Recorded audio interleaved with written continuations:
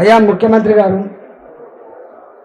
ఏదో పెద్ద మార్పు వస్తుందని చెప్పి నీకు అధికారం కట్టబెట్టిండ్రు, పేన మీద నుంచి పూలబడ్డ అవుతుంది, ఎందుకు ఇట్లా ఆలోచిస్తున్నారు అని చెప్పి చాలాసార్లు మాట్లాడితే ఆయన ఇంకింత రెచ్చిపోయి అన్న మాట ఏంటంటే, ఎవరు చెప్పినా వినను నేను,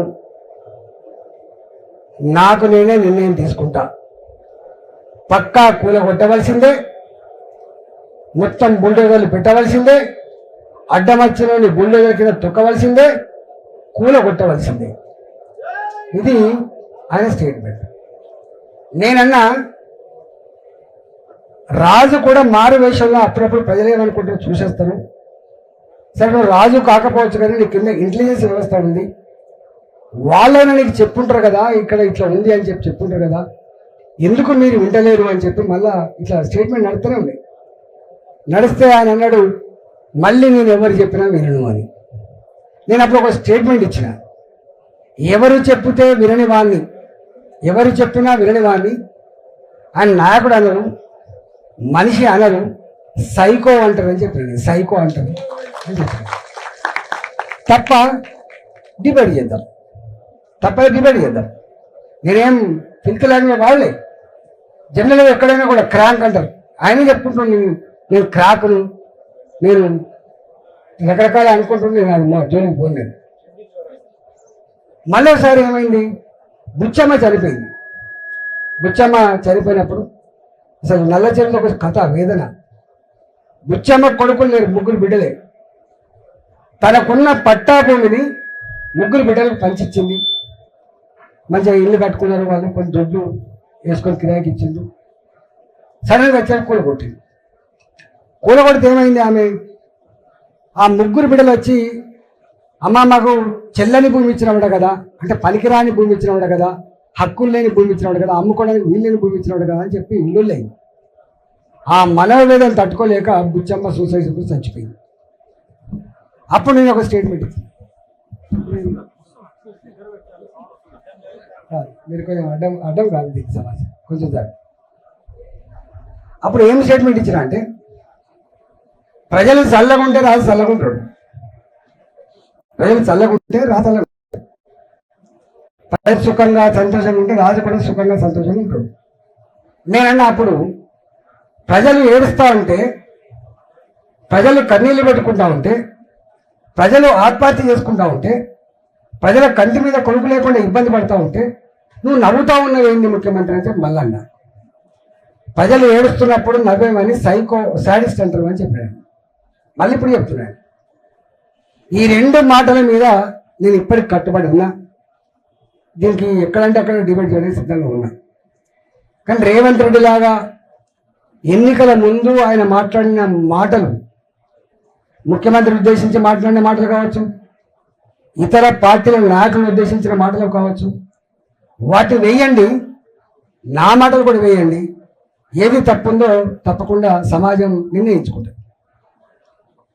కోర్టులలో అడ్వకేట్లు వాదించుకుంటారు, అటుపక్క ఇటుపక్క వాదిస్తారు. అంతిమ న్యాయ నిర్ణేత జడ్జి గారు ఉంటుంది. ప్రజాస్వామ్యంలో ఎవరి ప్రాక్టీస్ వాళ్ళకు ఉంటుంది, ఏ పార్టీ కర్తవ్యాలు వాళ్ళకు ఉంటాయి, ఎజెండా వాళ్ళకు ఉంటుంది, ఏ పార్టీ చరిత్ర ఆ పార్టీకి ఉంటుంది. కానీ అంతిమంగా న్యాయ నిర్ణేతలు ప్రజలు మాత్రమే అని చెప్పి మనం నమ్ముతాం.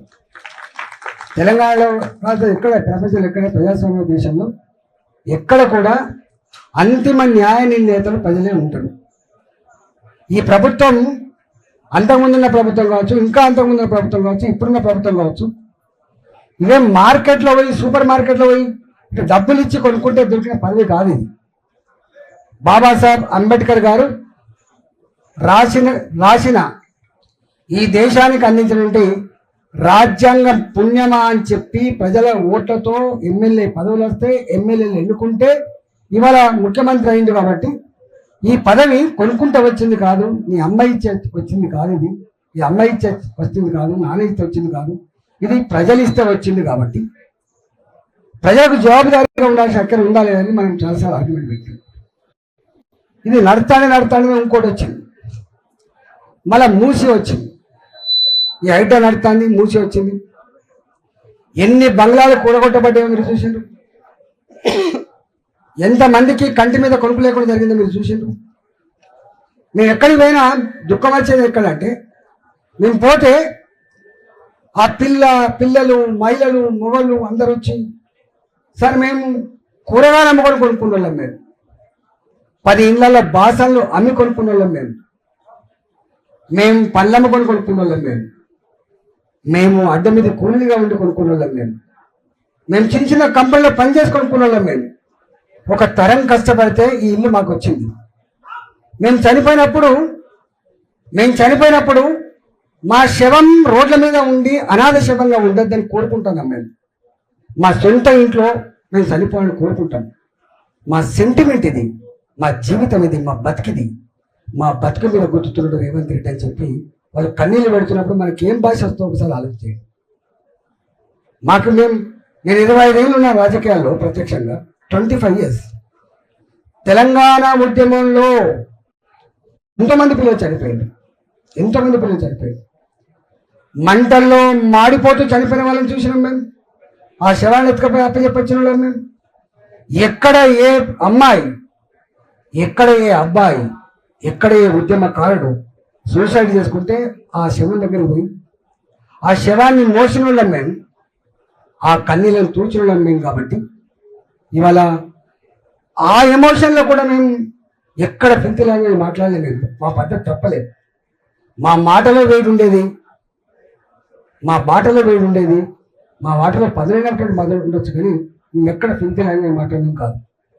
ఒకటి కాదు, 2 కాదు, ఒక 50 ఉపన్యాసాలు ఉంటే కావచ్చు. అసెంబ్లీలో ఎమోషన్స్ సందర్భంగా నేను ఇచ్చిన ఒక 50 ఉపన్యాసాలు కాదు, 100 ఉపన్యాసాలు ఉండొచ్చు. కానీ ఒక 50 ఉపన్యాసాలు అయితే ఎమోషన్ ఇచ్చిన ఉపన్యాసాలు ఉంటాయి. నేను ఎక్కడ అది కాదు. ఈ నరసింహగుప్త గారు పవన్ గారు వచ్చిండు, తెలంగాణ ఇట్లా ప్రధాన అధ్యక్షుడు వచ్చిండు, అన్న మొత్తం ఆగమైపోతుంది. పోతే చైతన్యపూరి 50 సంవత్సరాల చరిత్ర ఉన్న కాలనీ అది చైతన్యపూరి. దాని పక్కకుంటుంది పనిగిరి కాలనీ, అటు పక్కకుంటుంది ఒక అపార్ట్మెంట్. ఇవన్నీ కూడా బాజాప్తా ఆనాడు లేఅవుట్లు చేస్తే కొనుక్కొని కట్టుకున్న ఇండ్లవి. అవి మనం అనుకున్నట్టుగా మూసీ నది పక్కకు పంటి అక్రమంగా వేసుకున్న గుడిసెలు కాదు సుమా.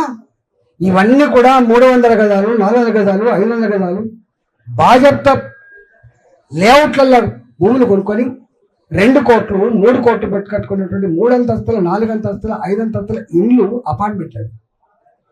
వీళ్ళు వచ్చి 300 మీటర్లు అటుపక్క, 300 మీటర్లు ఇటుపక్క మొత్తం మేము దీన్ని సుందరీకరణ చేస్తామని చెప్పి ఆర్గ్యుమెంట్ పెడుతున్నప్పుడు, సుందరీకరణ వెనుక ఉన్నటువంటి దుర్మార్గం ఏంటంటే, ఇది విలువైన భూమి కాబట్టి, మీ చైతన్యపూరి చాలా విలువైన భూమి కాబట్టి, ఇక్కడైతేనే ఏమన్నా కొంత పైసలు వస్తాయి కాబట్టి, ఇక్కడైతేనే కొన్ని మాల్స్ కట్టచ్చు, కొంత రిక్రియేషన్ జోన్లు కట్టచ్చు అని చెప్పి భావించి వచ్చేసినప్పుడు నేను కొట్లాడినా. మీకు తెలుసు 24 hours కూర్చున్నా కావచ్చు. వాళ్ళు రమ్మంటే పోయి అక్కడ కూర్చొని 24 గంటల వరకు కూడా అక్కడనే ఉంటే వాళ్ళు అన్న మాట ఏం తెలుసా, బిడ్డ మనం వెళ్ళిపోతున్నాం, వెళ్ళిపోతే ఏమైద్దో అని చెప్పి భయపడుతుంటే ఉంటామ్మా అని చెప్పి ఉన్నాను. నేను ఆనాడు ఏ పై అధికారితో మాట్లాడినా కూడా, సార్ మేము ఆక్రమించుకుంటలేము సార్, మేము కూడగొడతలేము సార్. కానీ 100 మంది పోలీసుల సమక్షంలో